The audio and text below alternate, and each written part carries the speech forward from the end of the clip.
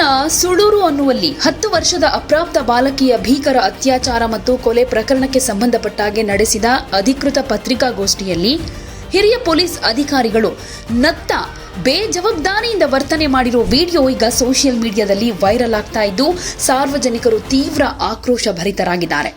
ಸುಳೂರು ಮೂಲದ 10 ವರ್ಷದ ಬಾಲಕಿಯೊಬ್ಬಳು ತನ್ನ ಮನೆ ಬಳಿ ಆಟ ಆಡ್ತಿದ್ದಾಗ ದಿಢೀರ್ ನಾಪತ್ತೆಯಾಗಿದ್ಲು.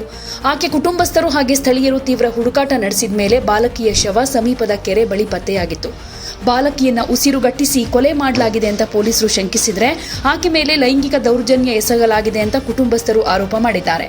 ಈ ಘಟನೆಯನ್ನ ಖಂಡಿಸಿ ಮೃತ ಬಾಲಕಿಯ ಕುಟುಂಬದವರು ಸಾರ್ವಜನಿಕರು ತಕ್ಷಣ ನ್ಯಾಯ ಸಿಗಬೇಕು ಅಂತ ಪ್ರತಿಭಟನೆ ಕೂಡ ಮಾಡಿದ್ರು. ಈ ಪ್ರಕರಣದ ತನಿಖೆಯ ಪ್ರಗತಿಯನ್ನ ವಿವರಿಸೋದಕ್ಕೆ ಪೊಲೀಸ್ ಇಲಾಖೆ ಪತ್ರಿಕಾಗೋಷ್ಠಿ ನಡೆಸಿತು.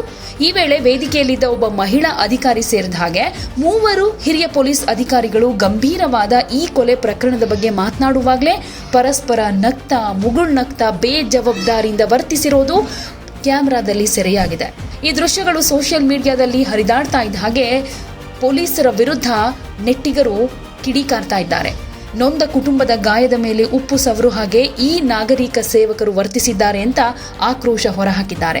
ಇಷ್ಟು ಬೇಜವಾಬ್ದಾರಿಯಿಂದ ಇಂತಹ ಸೆನ್ಸಿಟಿವ್ ವಿಚಾರದಲ್ಲಿ ಹೇಗೆ ನಡ್ಕೊಳ್ಬೇಕು ಅನ್ನೋ ಪರಿಜ್ಞಾನ ಕೂಡ ಈ ಪೊಲೀಸರಿಗೆ ಇಲ್ಲದ್ದಾಯ್ತಾ ಅಂತ ಪ್ರಶ್ನೆ ಮಾಡ್ತಾ ಇದ್ದಾರೆ. ಆದ್ರೆ ಈ ವಿಡಿಯೋ ವಿವಾದದ ಬಗ್ಗೆ ಇನ್ನೂ ತಮಿಳುನಾಡಿನ ಪೊಲೀಸ್ ಇಲಾಖೆ ಇಲ್ಲಿ ತನಕ ಯಾವುದೇ ಸ್ಪಷ್ಟನೆಯನ್ನ ಕೊಟ್ಟಿಲ್ಲ. ಬಾಲಕಿಯ ಕೊಲೆಗೆ ಸಂಬಂಧಪಟ್ಟ ಹಾಗೆ ಪೊಲೀಸರು ಪ್ರಕರಣ ದಾಖಲಿಸಿಕೊಂಡಿದ್ದಾರೆ. ಈಗಾಗಲೇ 2 ಶಂಕಿತ ಆರೋಪಿಗಳನ್ನ ಅರೆಸ್ಟ್ ಕೂಡ ಮಾಡಿದ್ದಾರೆ.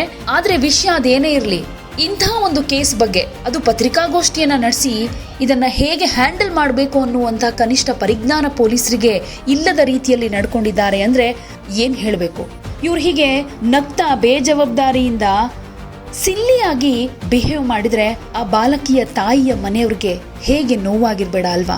ದಿನಕ್ಕೆ ಈ ತರ 1000 ಕೇಸ್ ನೋಡ್ಬೋದು. ಅವರು ನೋಡಿ ಸಾಕಾಗಿರ್ಬೋದು. ದಿನ ಸಾಯೋರ್ಗೆ ಅಳೋರು ಯಾರು ಅಂತ ಹೇಳ್ತಾರಲ್ಲ, ಹಾಗೂ ಅನ್ಕೊಳ್ಬಹುದು.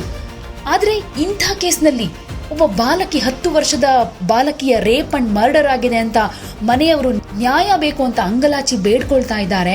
ಈ ಪೊಲೀಸರಿಗೆ ಸ್ವಲ್ಪನಾದ್ರೂ ಕನಿಕರ ಬೇಡ್ವಾ?